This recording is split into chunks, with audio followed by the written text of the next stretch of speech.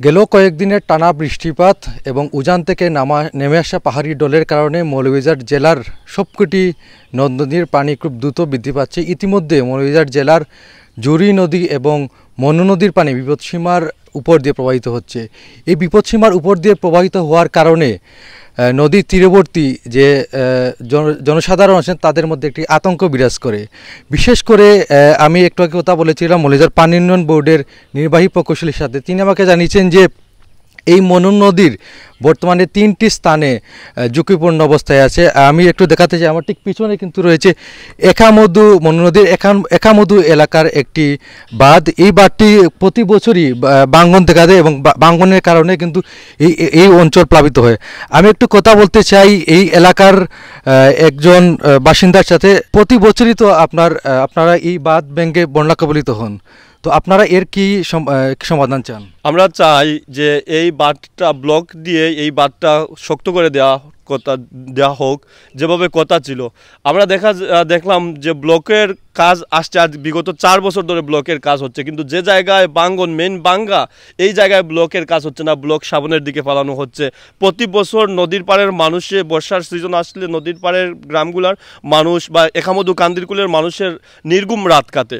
বাচ্চা নিয়ে ছোটো ছাত্রছাত্রীরা সব বৃদ্ধ বয়স্ক মানুষ নিয়ে নদীর পাড়ের মানুষেরা আতঙ্কে থাকে।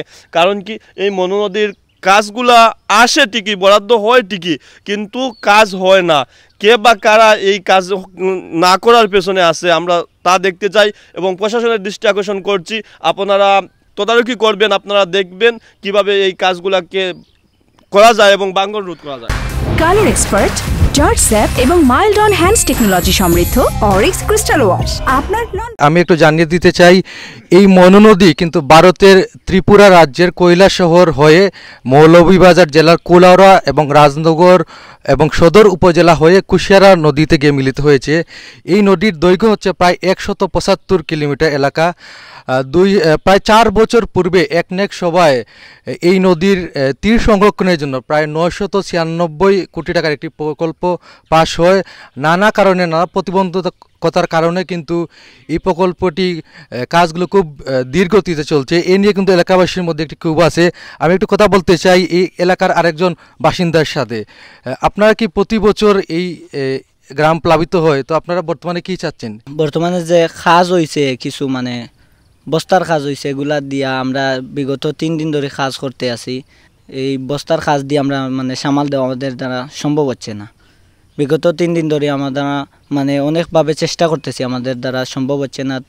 ভালোভাবে একটা কাজ করে যে ব্লকের যে কাজ আছে পানি উন্নয়ন বোর্ড থেকে, ওইভাবে ভালো কোনো কাজ করে দিলে আমরা হয়তো ক্ষতিগ্রস্ত হতে পারতাম না। কথা বলছিলাম একজন বাসিন্দার সাথে। এখানে আসলে তাৎক্ষণিকভাবে পানি উন্নয়ন বোর্ডের পক্ষ থেকে ইমার্জেন্সি ভিত্তিক বাঁধ সংস্কারের কাজ চলছে। তো সার্বিকভাবে এই ঝুঁকিপূর্ণ বাঁধটির একটি স্থায়ী সমাধান চায় এখানকার এলাকাবাসী।